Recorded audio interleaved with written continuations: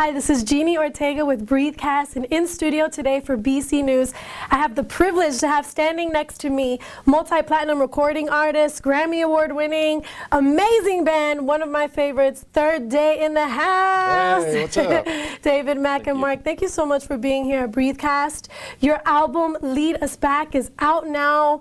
I just heard one of the songs. I'm so excited about it. So how does it feel? I mean, I hear this is your first worship record in 12 years? Yeah, it is. Tell us about it. Well, we're really excited about the record. Mm-hmm. It's, as you said, the first worship record in 12 years that we've made. And even before that, we made 2 previous worship records, and half of those records were live cuts. Wow. So this is the first time that we've ever made, from top to bottom, a completely brand new record of new songs, worship songs. So it's something we've been wanting to do for a long time, and we're glad. And we made it a while back, last year, months and months ago. So we're glad. We've been sitting on it for a while. So now everybody gets to see our baby, and we're excited about it.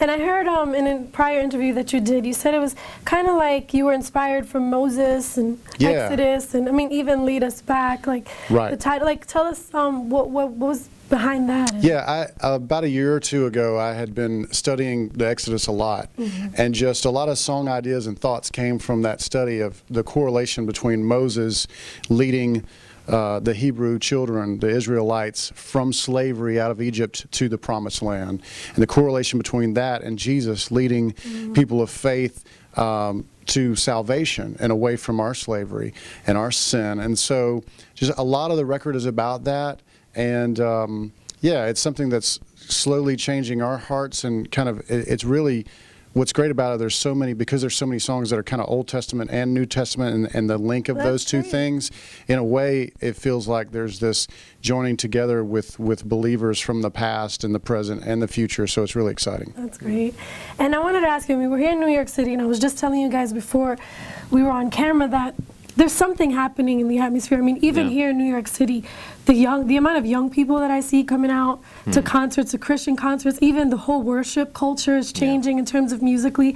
I know that you guys worked with younger producers on this record. We did. I'd like to hear about that and your experience. Well, it was actually really great working with JT Daly and Johnny McIntosh. They produced our album for us. They kind of call themselves the Sound Kids, and it was a little scary on our part, I think, because we've been doing this for a long time. We've worked with a lot of guys who, you know, obviously when we were 20, most of the producers were older than us. But as we've gotten older, you know, a lot of the people that are really making great music are younger than us now. And so we felt like we need to tap into some of that youthfulness and just some of the vibe that they can bring to the music, because we've been doing it a long time. We didn't want to keep doing the same thing. And not that all our albums sound the same, but this one definitely, I feel like, has it's just a distinct difference from a lot of our previous work. Part of that is because it is a worship album, but sonically, some of the sounds, some of the instrumentation, even some of the vocal direction that they took Mac in, just it really is fresh. It really is a new thing. I love it. And you know, and being here in New York, just to speak to that for a second, just it's such an honor to be here. We love this city. And you know, this city is obviously, it's kind of like the center of the world in a lot of ways, and I think well, we're blessed to be here, and honestly, I think just we see it every time we come up here. More and more, it just seems like God is doing something special here in this city with believers, and to have that happening at what really is the center of the world in a lot of ways, it's pretty amazing. I'm glad we get to be a part of it. Well, I'm excited, and you guys are gonna have an amazing concert tonight. So I mean, you guys are just gonna experience that firsthand and how everyone receives the album. Well, Mark, I want to ask you. I know we have to wrap it up because you're headed out soon, but you guys have 30. Oh, you hear me? I'm prophesying. 30 #1 singles. What's the secret? Is there a secret? I feel like when we very first started, you know, there are a lot of bands out there, a lot of rock bands. They're sort of formed on, okay, let's just make great music. I think we're formed on something like more solid than that. That we have, we all feel called to do this. We feel like God brought us together as friends at first, and then we're a band together.